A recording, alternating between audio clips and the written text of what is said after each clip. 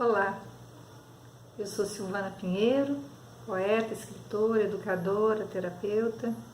Venho compartilhar com vocês um pouco hoje de mais um tema dessa série Águas no Poço. Desejei falar sobre vida e morte. Num tempo em que nós estamos o tempo todo sendo assaltados por notícias de morte, né?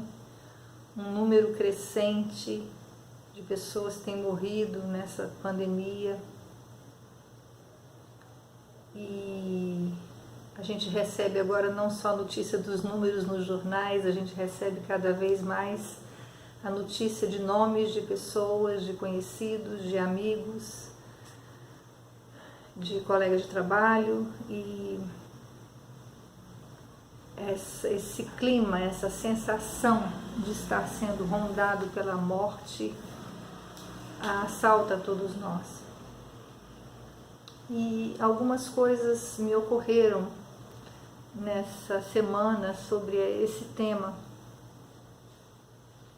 Me lembrei de uma música de que eu gosto muito, escrita pelo Dori Caymmi e o Paulo César Pinheiro, em homenagem a Minas e baseada num conto de João Guimarães Rosa, do livro Tutameia, cujo título é Desenredo, o título do conto. E esses dois compositores brasileiros fantásticos criaram a música Desenredo em homenagem a Minas, ao sertão e todas as temáticas ali relacionadas a Minas, mas falando também de morte, de vida e de saudade. Alguns trechos ficaram ressoando na minha memória musical nesses dias. E eu queria ler alguns versos dessa música, né?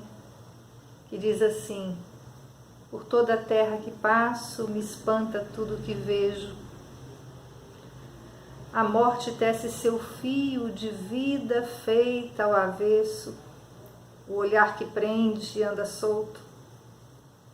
O olhar que solta anda preso.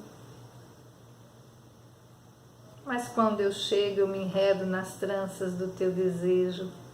Falando para Minas, né? Pro lugar conhecido, pro lugar do aconchego, pro lugar da identidade. E ele continua, né? A canção continua: o mundo todo marcado a ferro, fogo e desprezo. A vida é o fio do tempo, a morte é o fim do novelo. O olhar que assusta anda morto. O olhar que avisa anda aceso. Mas quando chega eu me perco nas tramas do teu segredo. Ê Minas, ê Minas. Outros versos: a cera da vela queimando, o homem fazendo o seu preço, a morte que a vida anda armando, a vida que a morte anda tendo. O olhar mais fraco anda afoito, o olhar mais forte indefeso. Mas quando eu chego, eu me enrosco nas cordas do teu cabelo.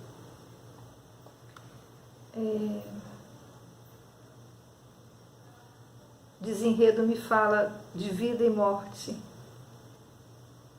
da força que a morte vai tendo na vida, nos episódios da vida, nas situações da vida, numa pandemia, por exemplo.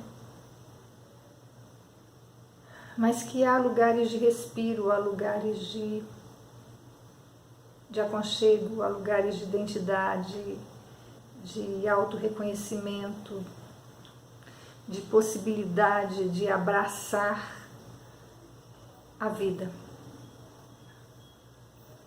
E aí eu, como sempre, relaciono todas essas coisas às experiências de Jesus narradas pelos evangelistas, os quatro evangelistas, os biógrafos dele, né?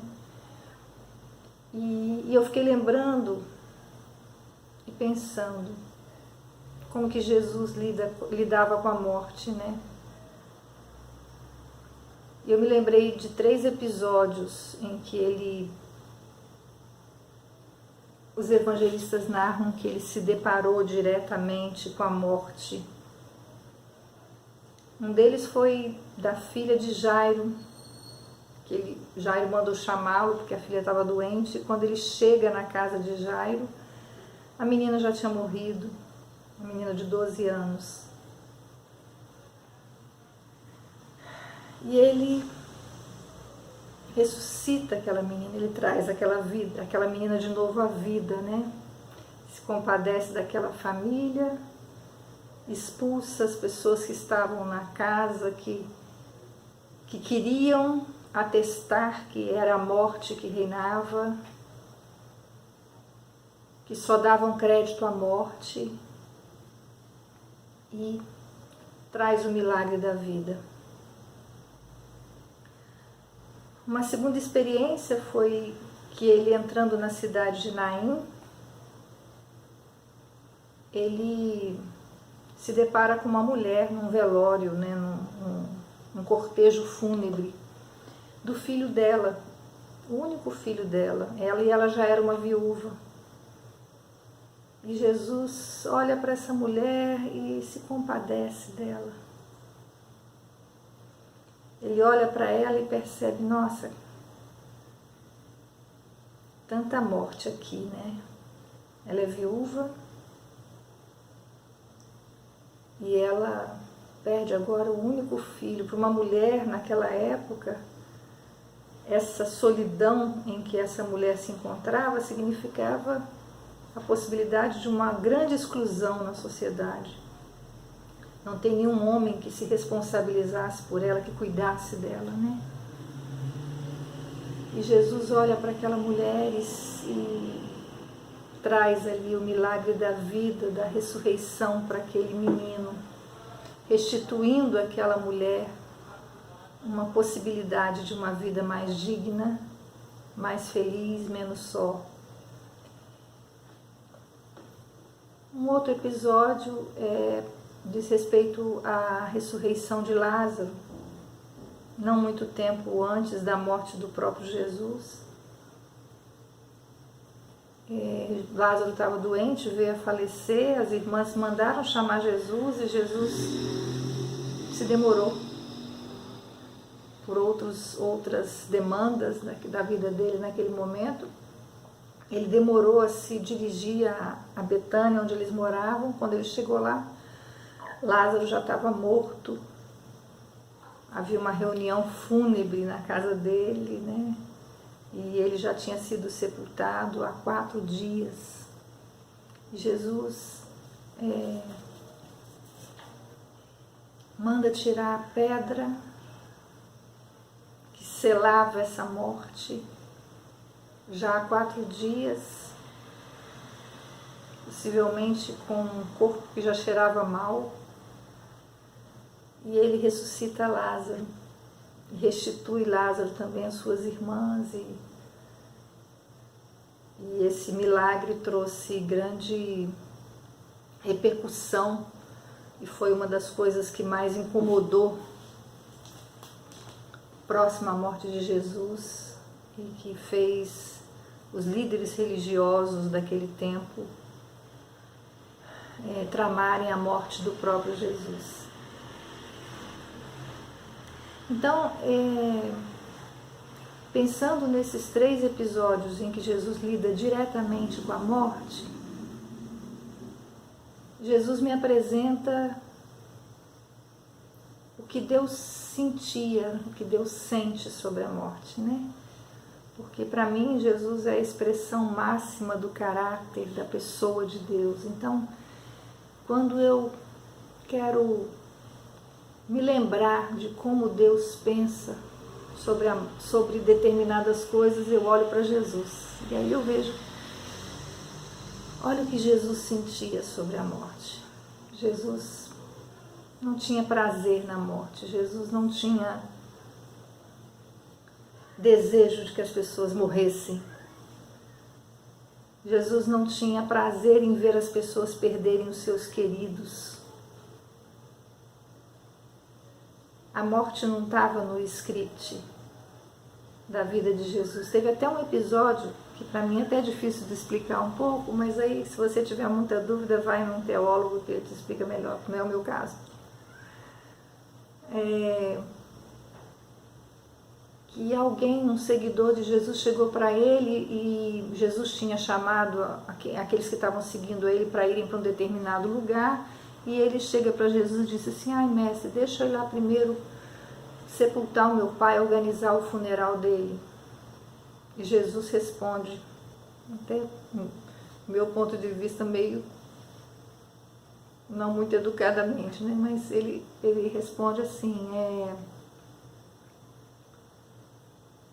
deixa os mortos sepultarem os mortos. Eu fiquei pensando nisso, né? O que Jesus queria dizer? Logicamente que ele não deixou de se compadecer da dor desse homem e nem da morte desse pai dele, logicamente. Tudo que os evangelhos me mostram dele não combina com isso. Eu acho que ele queria falar alguma coisa maior do que aquele episódio do sepultamento, né? Ele queria dizer, olha, ele queria chamar a atenção para dizer, para me seguir, tem que olhar para a vida. É a vida, é da vida que eu falo. É para a vida que eu olho, né? Então, isso tudo me fala de um Deus que se fez homem na pessoa de Jesus e que olha para a gente desejando a vida.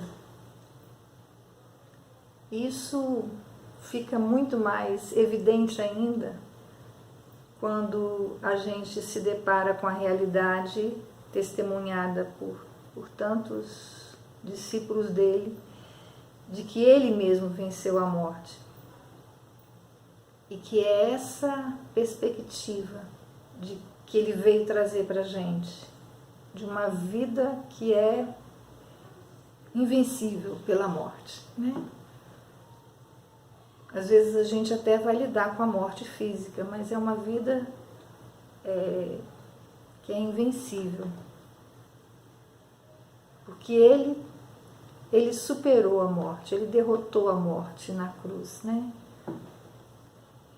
A sua ressurreição atesta isso. Então ele para mim é Deus, e é um Deus que ama a vida e que tem prazer na vida e não na morte.